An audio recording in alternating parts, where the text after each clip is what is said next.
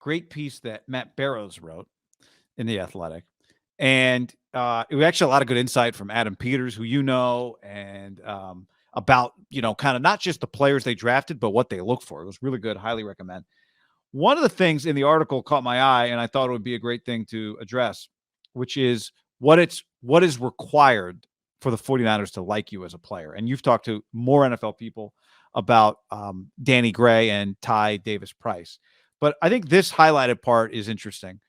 Said Peters about Danny Gray, the thing that really stood out to us, and Kyle mentioned as well, is that his number one trait is speed.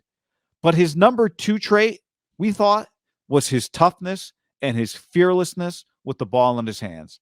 He's got a mindset to score every time he gets it. Even the photo that accompanies, you could easily, if I blurred this image and gave it Niner colors, this could be an image of Debo. Danny Gray's legs in this photo actually look bigger than they look on tape. His thighs. But this clearly looks like a quick screen, right, to him to get out in space. Guys blocking, or it could be Ayuk too. Like they run that play. Yep.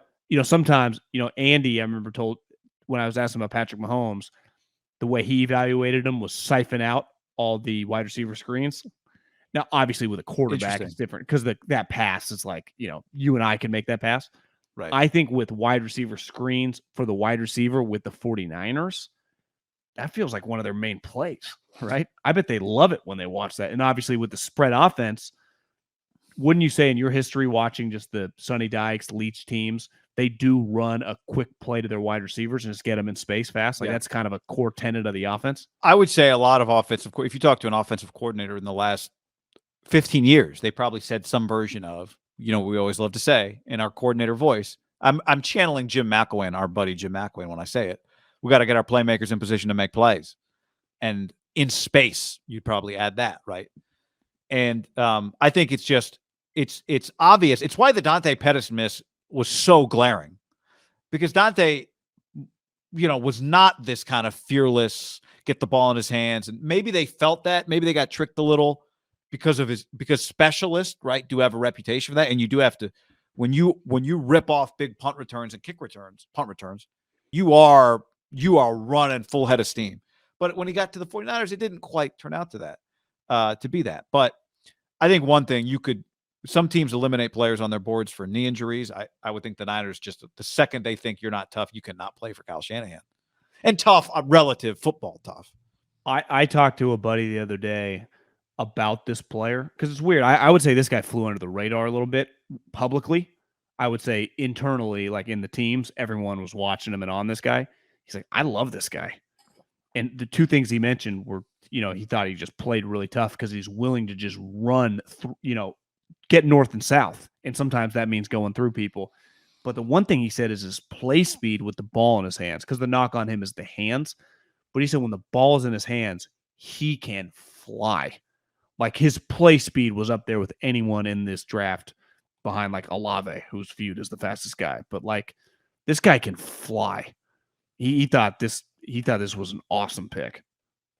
Like he just really liked the player. Like universally, he's like, regardless of what team I was on, I would have been cool with our team drafting this guy. This guy can play. And it probably is a little bit like if he had played at like USC, Texas, Oklahoma, Ohio State, because we've talked about most of the wide receivers, but as the smaller school guys just fly a little under the radar. I would say the one guy who got promoted, and part of it might just be us because of the connection with Trey, was Watson, right? But even Sky Moore, the dude the Chiefs took, I've talked to a couple people like, I love that guy. But all we talked about is like Wilson, Olave, Burks, all the guys that were going to go in the top 20. And that's just what happens. But every year, guys go in the second and third round. I mean, look at the 49ers.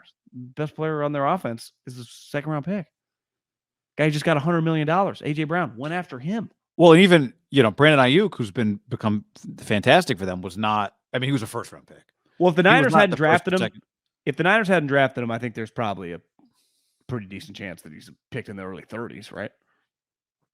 You mean that he falls into the second round? Well, because they drafted him in 27. Like, there's no lock he was going to go those like 4 or 5 picks. Who knows? Oh, right. Those teams, the Packers had already. And there were a bunch of other receivers got drafted at the top of the second round that year.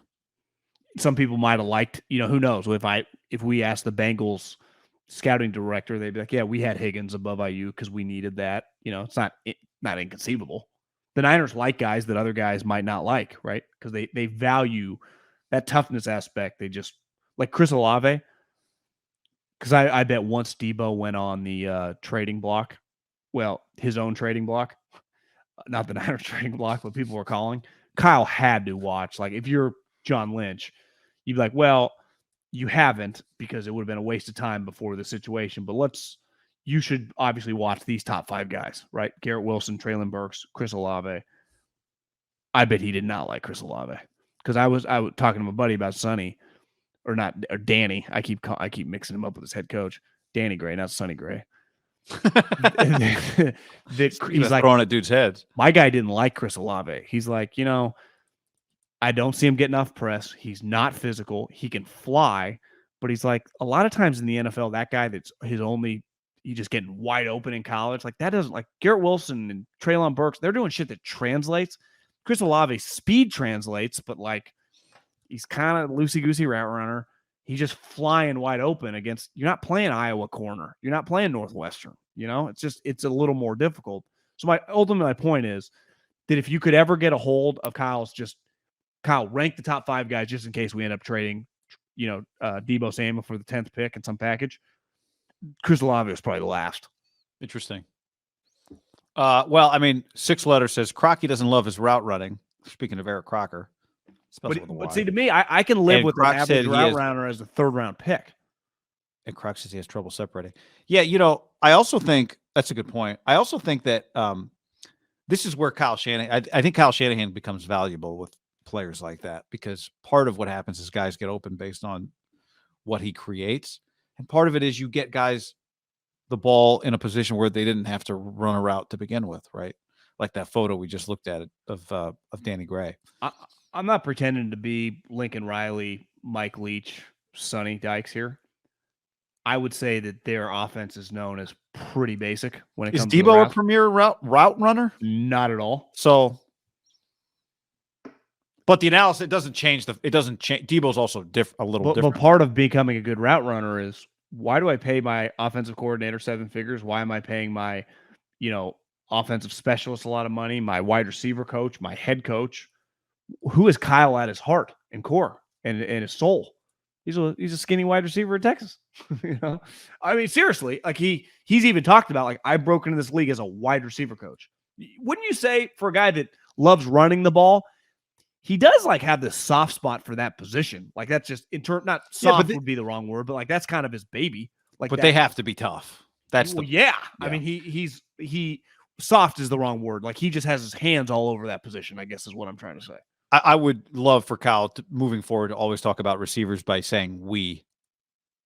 I told Danny Gray, guys like us, if Kyle talked like that, I think that'd be fun. We as receivers, although he loves playing quarterback, so maybe he made a position change.